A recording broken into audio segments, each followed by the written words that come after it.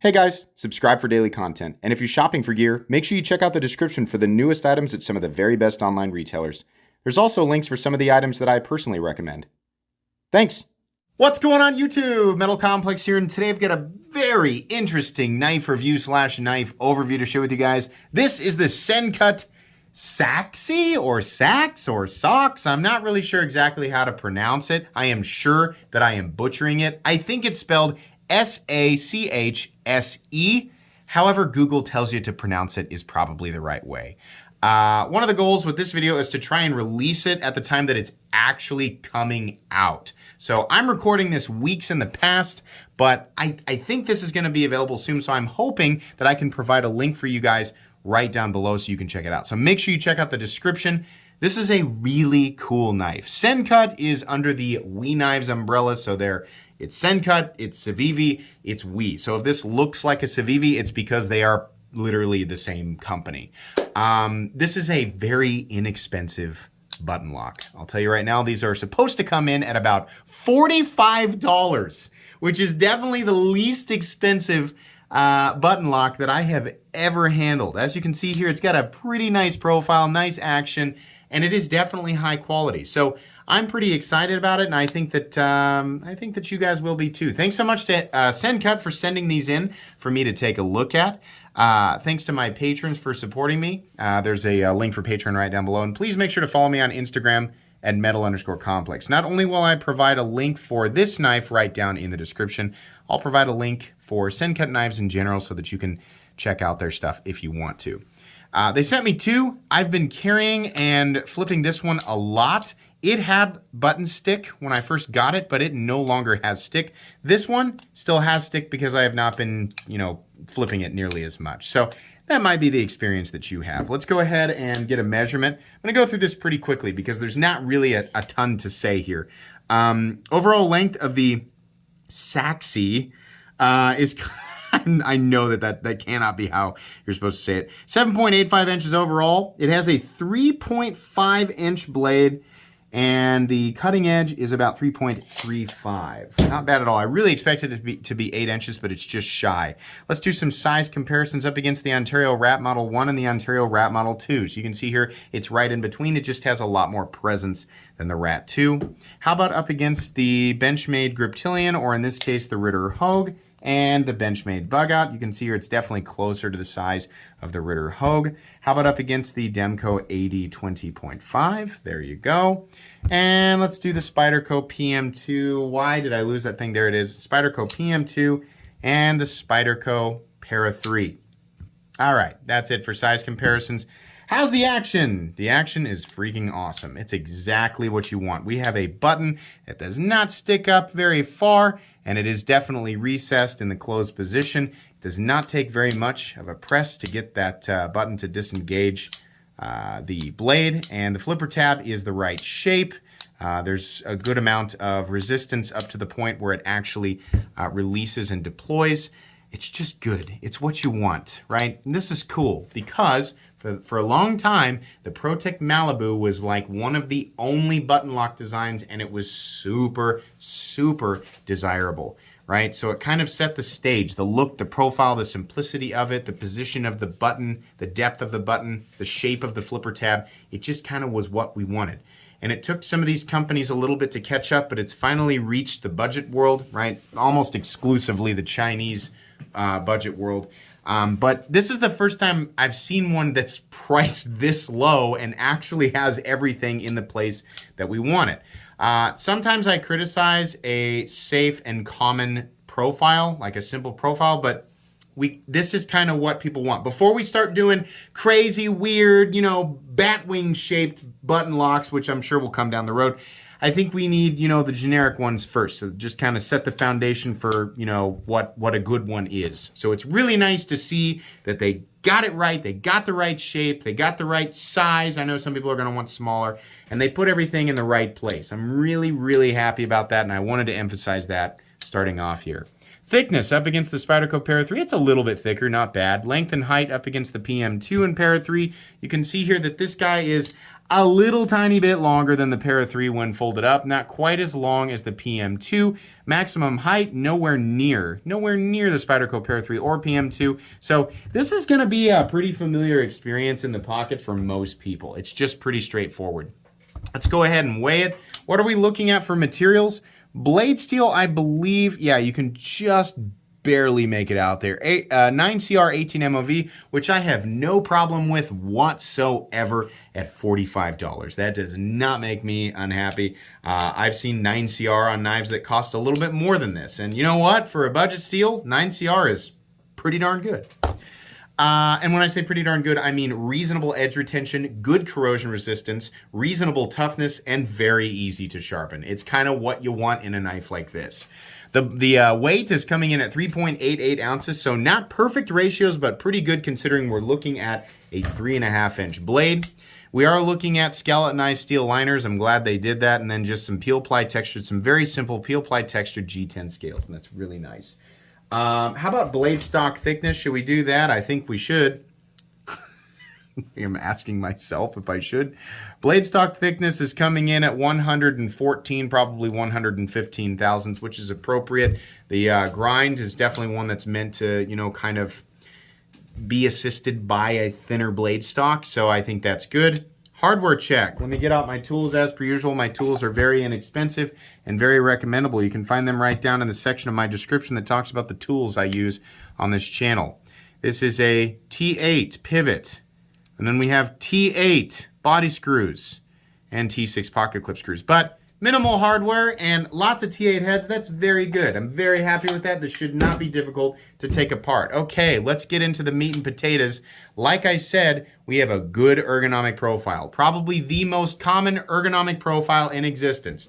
And I know that some people have already shouted out that it looks like a copy of the Bug Out. For the love of God. I know that some people are saying it like joking now that I've been saying that so often here, but there are people out there who their first instinct is to go, that's a copy of the Bug Out, or that's a copy of the Civivi Elementum. Yeah, because those are totally original profiles. No one has ever developed a knife that has the same profile as the Elementum or Bug Out. Those were totally unique and non-existent before they came into the field, right? No. Stop saying that, you bunch of goofballs, right? This is the most generic knife profile in existence, and it has existed since the dawn of time. This is fine. It's not a copy of anything. It's just way too generic to be a copy of anything.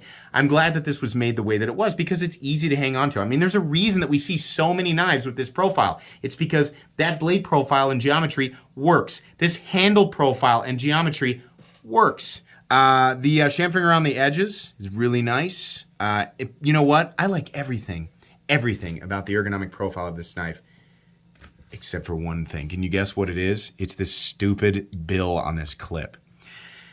The clip is okay. I'll say it the same thing that I say every time. The clip is okay, but Civivi and Sencut, one change. This clip just needs to stop rising about right here.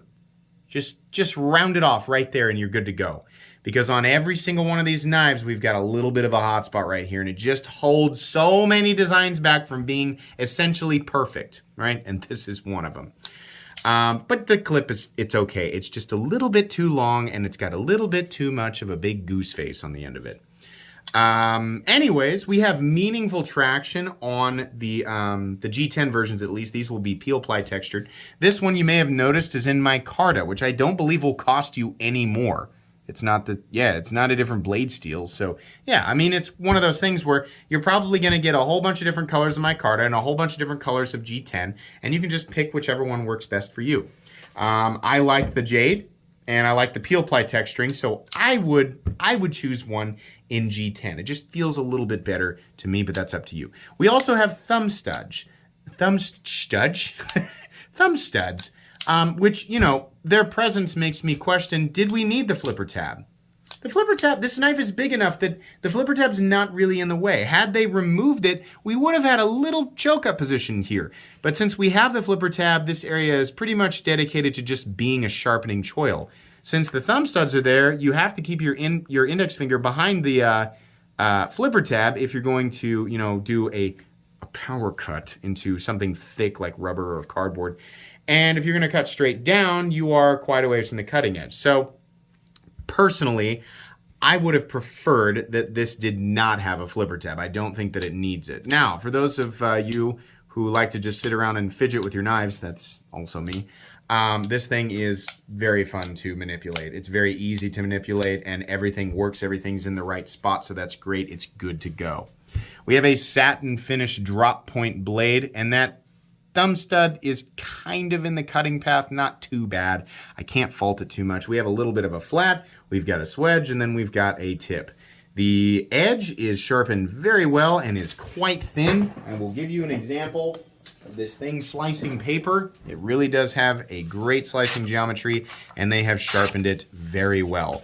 This is a very sharp, very slicey, very convenient blade that will undoubtedly make short work of most generic EDC tasks.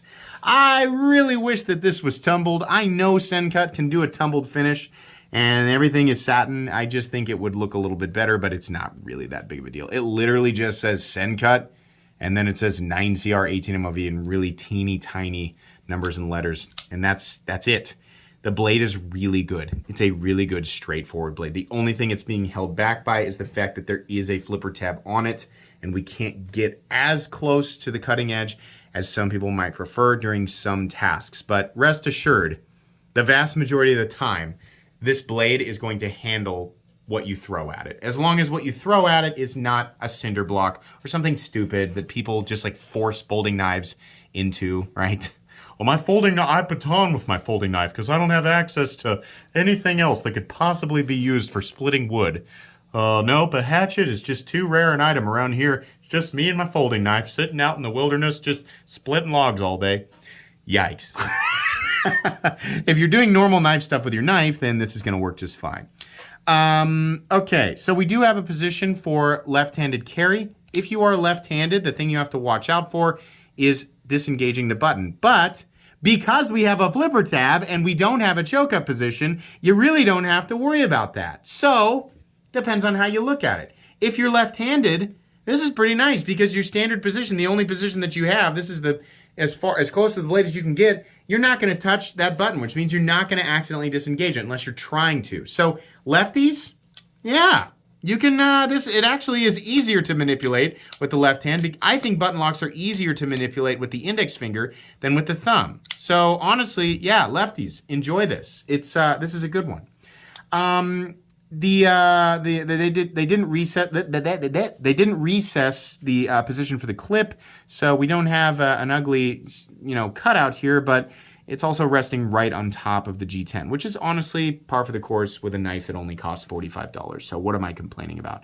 2 standoffs and 1 for the lanyard. So if you really want to attach a dingly dangly off the end of this, knock yourself out. Like I said, the clip design itself is a B- clip. It's just frustrating to see it on like every freaking design that comes from Wii, Civivi, and Sencut. The screws are recessed, so honestly slipping this in and out of your pocket is going to be pretty easy, and it carries pretty deep. So for the most part, most people you're just going to be okay with the clip. It's everything else about this knife is so good that it's hard for me not to zero in on that bill of the clip again. And I know I do this with every Wii, Civivi, and Sencut review, but I'm going to keep doing it because I really want... I'm not saying they have to bend to my demands. I just would really be happy to see a different clip on some of these things. The stop pin is located here, and we do have some nice shouldering, which is really good. There is 0 blade play. There is 0 blade play, which is why this knife, right? This button lock, this plunge lock is $45. And it has no blade play. So, I'm past the point where I find it acceptable on any knife that is a plunge lock to have any type of blade play. If Sencut can do it and charge $45 for it, then these other companies should be able to do it as well. So, there you go. That's what I think about that. No left and right, no up and down. There is no stick on this one. There's a little bit of stick on this one, but like I said, it'll probably disappear. No pivot lash, consistently smooth, running on bearings, by the way. And it's honestly got a nice little click. This is incredibly recommendable. Are you kidding me? $45, a nearly perfect budget button lock design. This will go down probably as one of the best knives of 2022, simply because it is incredibly generic, friendly to everybody. It's a good, safe aesthetic, a preferable locking system, preferable deployment system. I mean, good materials. It's just good. It's good. It's great. It's going on my cheap knives I like playlist. It's going on my recommended knives playlist. Check this one out. If you've never had a button lock design and you're on a budget, this is the one to get. There's a lot of good choices out there, but this is the one, right? Makes a good gift for somebody who needs a good pocket knife as well. I mean, these inexpensive Sencuts that are just good generic designs, they're great, right? So extremely recommendable. I cannot emphasize that enough. Thank you very much, Sencut, for sending these in. I will definitely give one of these away, but I'm definitely going to keep one too because it's just a good design. Once again, make sure you check out the description for links for this and other Sencut knives. Please make sure to follow me on Instagram at metal_complex. If you enjoyed this video, leave a like. If you'd like to check out my other content, I do, of course, have lots of videos of knives that are either expensive or inexpensive that I do or don't like, so check those out. And if you enjoy all my content, go ahead and click on that Metal Complex logo right there and subscribe because there's definitely more coming. Thanks again for watching, everybody, and have a great day.